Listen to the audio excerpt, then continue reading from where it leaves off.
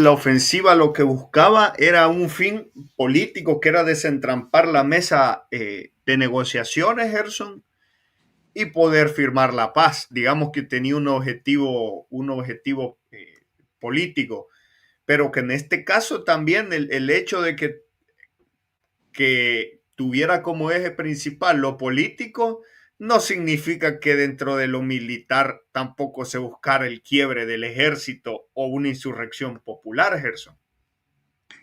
Eres agudo, Carlos, eres agudo. Bueno, mira, te voy a decir, se ha escrito tanto y a veces a un cierto estilo periodístico superficial. Es cierto que nosotros en El Salvador no fuimos un foco guerrillero, fuimos una fuerza político-militar, democrática, revolucionaria y socialista. Ok, pero desde el principio que creamos la guerrilla, yo estoy desde que la primera guerrilla no tenía nombre, junto con Eduardo Linares y otros compañeros.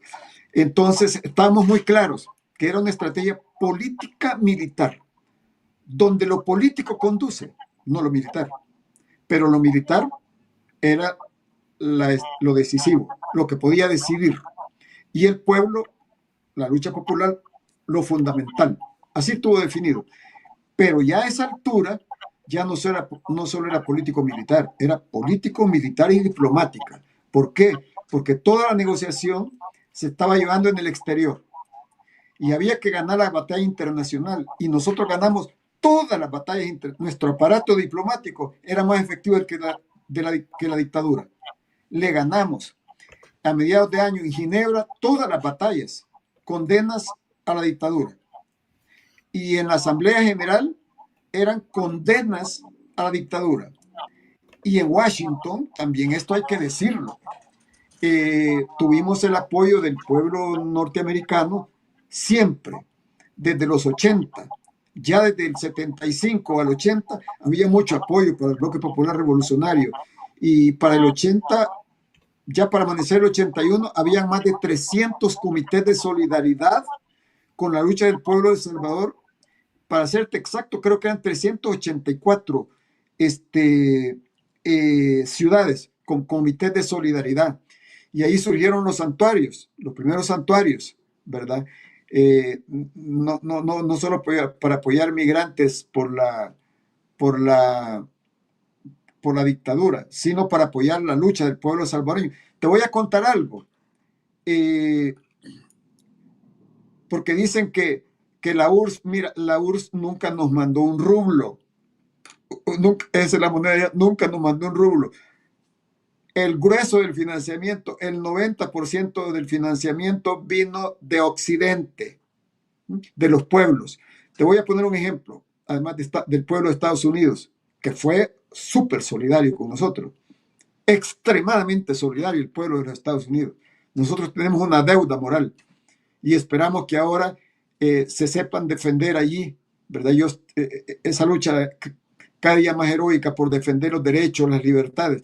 Pero también en Europa, te quiero comentar que en Berlín, uno de los principales medios, tú lo puedes buscar ahí en internet si quieres, tuvo durante varios meses, creo que por 2 años, una campaña pública diaria en uno de los principales medios de Berlín, de Alemania, que se llamaba Armas para El Salvador, o sea, para el pueblo, porque era una lucha bien desventajosa. Ahí está Guillermo Ungo y el doctor Zamora, que lideraban el Frente Democrático Revolucionario, ¿verdad?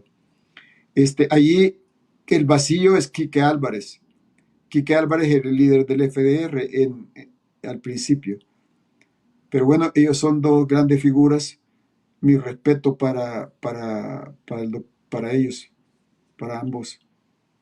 Eh, que por cierto, el doctor Zamora ha estado siendo perseguido por esta dictadura actual. Eh, pero bueno, mira, esa es la memoria que los fascistas han querido en El Salvador, los corruptos fascistas han Fíjese querido Gerson, borrar. Ajá. de que a mí me comenta un compañero, él fue, digamos, de las masas que tuvo la RN en WhatsApp, Sí, sí, y, sí.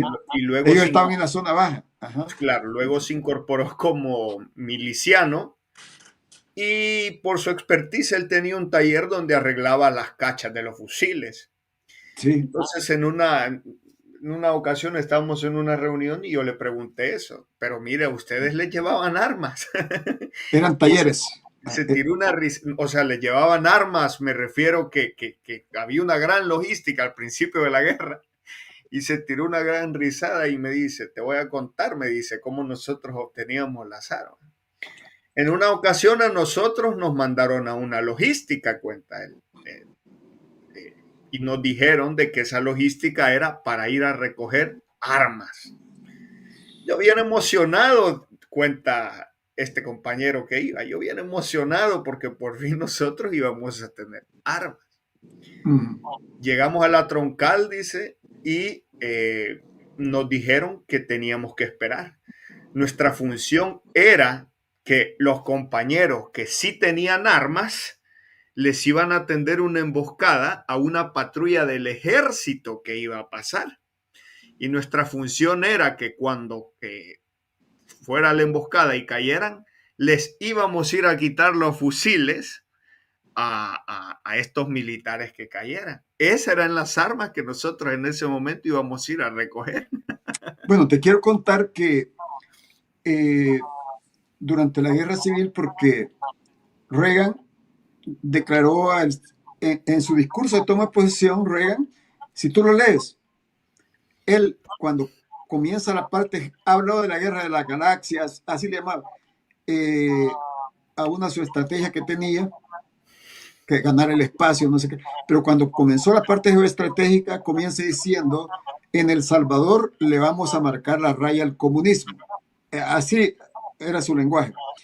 Y firmó al siguiente, ese mismo día firmó un decreto para enviar 486 millones de dólares en armas para ese año.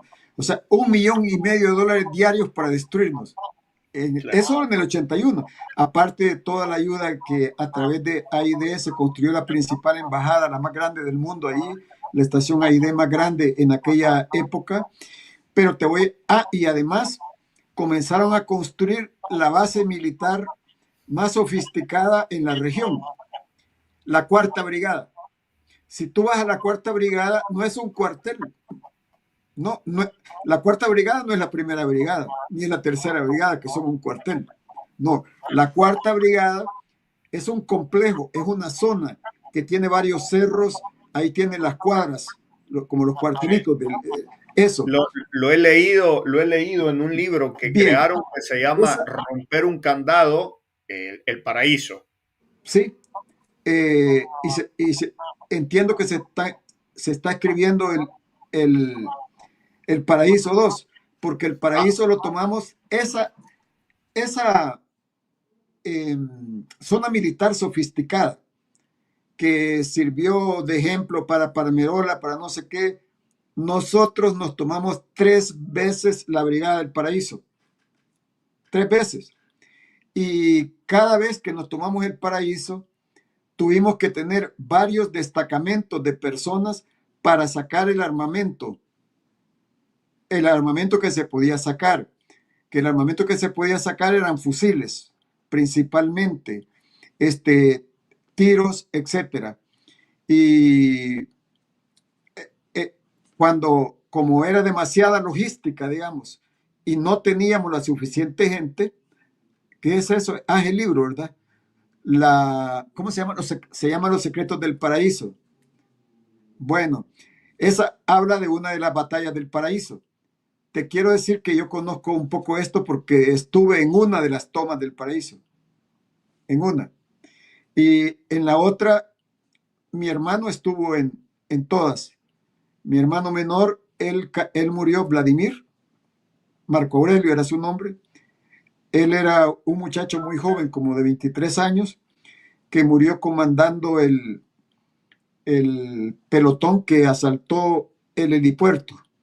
El helipuerto era una cosa que ellos defendían y ya estaba definido y Vladimir se atuvo ya todas las cuadras estaban tomadas, ya se estaban sacando las armas y todo, y unos soldados que habían quedado escondidos en un techo abrieron fuego y cayó mi hermano, Vladimir. Entonces conozco bien eso, pero lo que quiero decirte es que movíamos columnas de milicianos, que no eran combatientes, para llevarse la logística. Ahora, ¿por qué detonaban los polvorines y todo? Porque no nos podíamos llevar todo. O Entonces lo sea, que se claro, de entonces tan grande cuando, que era todo lo que había ahí. no, es que era demasiado. Entonces cuando la tropa se retiraba, entonces los zapadores, así se llaman entonces hacían volar los polvorines, ¿verdad? He escuchado a compañeros que estaban en Guazapa que dicen que cuando eso, la primera vez del paraíso sucedió, dicen que desde Guazapa se veía eh, el fuego que se levantó El desde hongo. la cuarta brigada de infantería. Es que Yo he bueno, escuchado esos relatos de que dicen, sí, es nosotros que estábamos en Guazapa y nosotros vimos cómo se prendía en fuego la cuarta brigada, se alcanzaba a ver sí. lo rojo. Bueno, es que resulta que en la madrugada, por ejemplo, desde los puestos de mando, que eran los cerros así cerquitas, se veía eso tal como tú, el resplandor. Pero ese resplandor era de las cargas y del fuego, porque era masivo. Quiero decirte que en la Guerra de México, por la Revolución, eh, que se juntaron dos grandes fuerzas. Una liderada por Emiliano Zapata, el sur, y el norte por el Centauro del Norte, que era Pancho Villa. Y Pancho Villa, para definir Zacatecas, movió 30,000 hombres. La batalla por Zacatecas. Mor Rivas dice que conoce el paraíso. No sé si anduvo haciendo exploraciones ahí, Mor Rivas. ¿Quién es? No, ¿Quién es él? es un alguien que nos está oyendo. Dice, en el paraíso solo hay 5 cuadras, 2 comedores, un casino de oficiales y uno Cabal, de tropas, dice él. Yo exacto. conozco esa base, dice Mor Rivas, la conozco a la perfección. Bueno, ha de ser algún Bueno, él combatiente conoce, exactamente, son las o quizás, cuadras. o quizás militar, no sé, No, que él nos diga conoce, aquí. porque era como te decía, no es un cuartel así de esos cerrados, sino que incluso tiene posiciones así de alturas, como cerritos, como... Y además te quiero comentar una cosa así rápidamente. Las fuerzas especiales, porque hoy se puede decir, las fuerzas especiales no iban con fusiles, porque los primeros que incursionaban en las fuerzas especiales iban con calzoneta,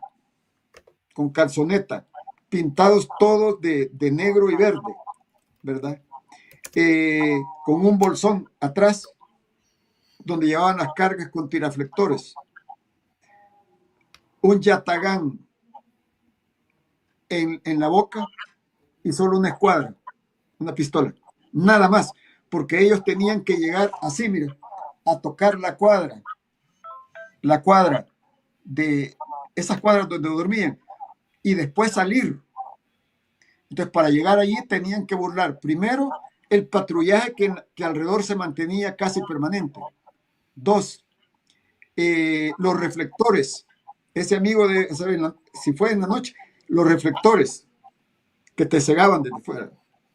Y luego tenían unas zanjas de comunicación, como trincheras largas, se llaman zanjas de comunicación, para que si los atacaban allí ellos iban a hacer una línea de fuego.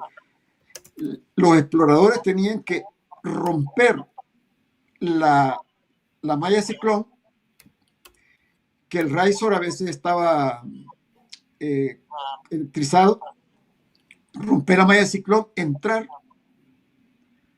eh, burlar la zanja de comunicación, arrastrarse, y andaban los patrullajes internos con perros, burlar eso, pero ya se tenía observado.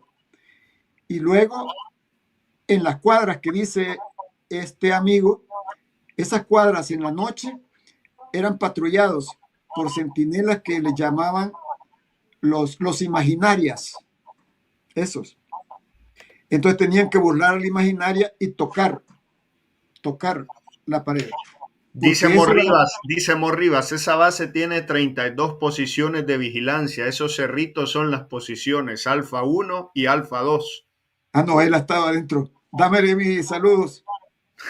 Ah, no, aquí lo está oyendo, aquí lo estoy oyendo. Bueno, para que es que sabes lo que pasa, hombre, que ellos nos echaron a pelear entre hermanitos, entre hermanos. Y quiero decir, hay gente que yo le tengo respeto que fue de la Fuerza Armada, a quien no le tengo respeto yo, a Merino Monroy, que ha vendido a la Fuerza Armada, ha vendido a su patria, ha vendido el juramento, vendió la Constitución, porque no es leal a la Constitución, ni a su patria, ni a su pueblo, ni a la Fuerza Armada, ni a sus compañeros, sino es leal a su pistera, a su cartera.